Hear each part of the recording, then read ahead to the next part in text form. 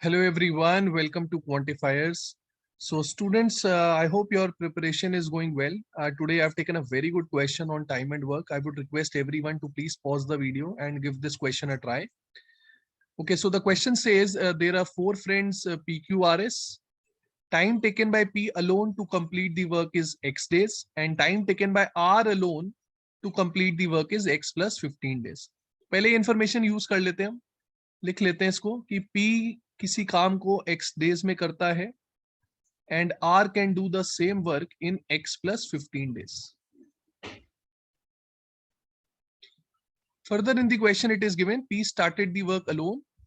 After 9 days Q joined him and after 15 more days both of them left the work. तो इस information को लिख लेते हैं पहले हम. तो शुरू में पहले P ने काम किया है 9 days के लिए and then Q joined him. So both P and Q will work for 15 days and then both of them left the work. ठीक है, फिर दोनों ने काम छोड़ दिया. Remaining work is completed by S in 16 days. Now students, if you look here, can I say P has worked a total of 24 days? Q has worked total of 15 days and S has worked a total of 16 days. आगे information जो given है, let's use that.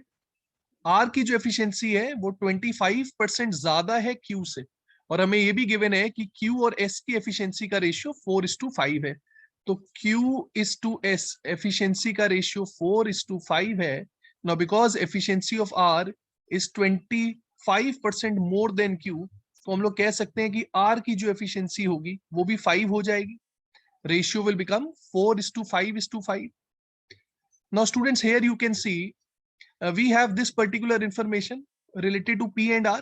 Somehow we have to use this information in terms of P and R. इसको भी अगर हम P और R के terms में use करेंगे, then we can solve this question. Now can I say students, जो काम S ने 16 days में किया है, that same work can be done by R in 16 days also.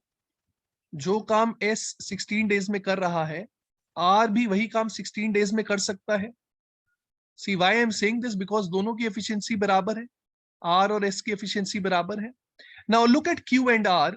Q और R इनकी जो efficiency का ratio है वो 4:5 है.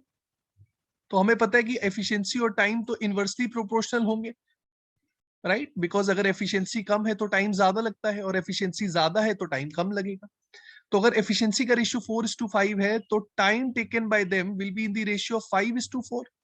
अब हमें यहाँ पर पता है कि Q ने 15 दिन काम किया है, तो हम लोग कह सकते हैं कि अगर Q किसी काम को 15 दिन में करेगा, that same work can be done by R in 12 days, right students? Because 5 into 3 is 15, so 4 into 3 is 12.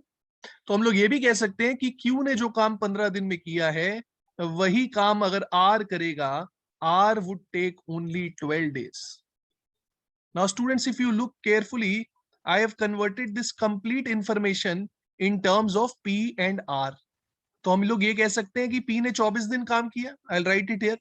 P ने 24 दिन काम किया. और फिर हम लोग ये भी कह सकते हैं कि R ने कितने दिन काम किया? R ने किया 12 days plus 16 days. That means R is working for 28 days. Okay students, so that means अगर P 24 दिन काम करेगा और R 28 days काम करेगा तो काम कंप्लीट हो जाएगा. And now we also know that the work which P can do in X days, that same work can be done by R in X plus 15 days. तो हम सेम लॉजिक यूज करेंगे जैसे हम basic question solve करते हैं time and work के. हमने total work को मान लिया 1, तो P का 1 डे वर्क कितना हो जाएगा? P का 1 day work would be 1 by X और R का 1 day work would be 1 by X plus 15.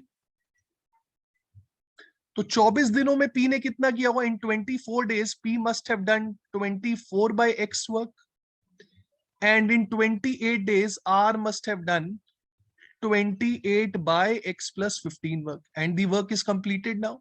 Total work is completed, which is equal to 1.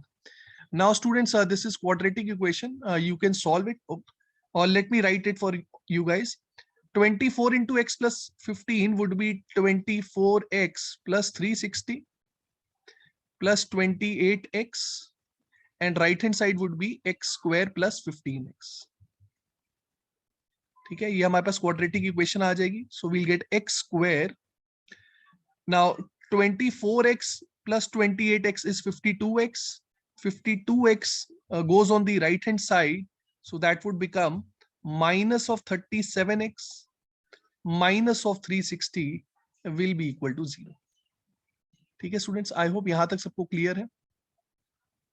Now students, if you break it, you will get x square minus 45x plus 8x minus 360 is equal to 0. यहां से हमारे पास दो values आ जाएंगी. एक value हमारे पास x की 45 आ जाएगी और दूसरी आ जाएगी -8. No obviously negative value is not possible, तो x की वैल्यू 45 आ गई.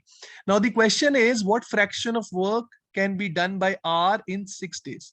तो अब हमें पता है कि x की वैल्यू 45 है, तो हम r के टोटल नंबर ऑफ डेज निकाल सकते हैं. That means r can do the complete work.